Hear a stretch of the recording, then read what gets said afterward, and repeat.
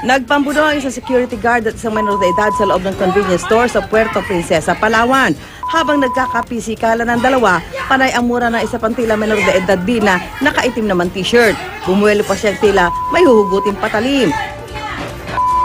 Ang lalaking hawak ng guard halos mahubaran. Ang lalaking nakaitim na t-shirt, sinusubukan suntukin si manong guard. Umawat ang isa pang tila menor de edad na kasama ng dalawa. Pati ang lalaking hawak ng guard, pinigilan na ang kanyang kasama. Bahagyang humupa ang tensyon, pinasulat ang kanilang pangalan sa logbook. Pinagsabihan sila ng guard. Pag bumalik pa kayo Nang makalabas ng tindahan ng mga lalaki, muli nilang hinamon ng gwardya.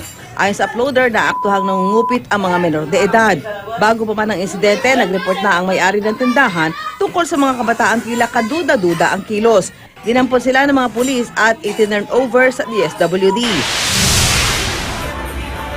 Walang kukurap pag basta mabuti ang babaeng ito sa Barangay Karuhatan, Valenzuela.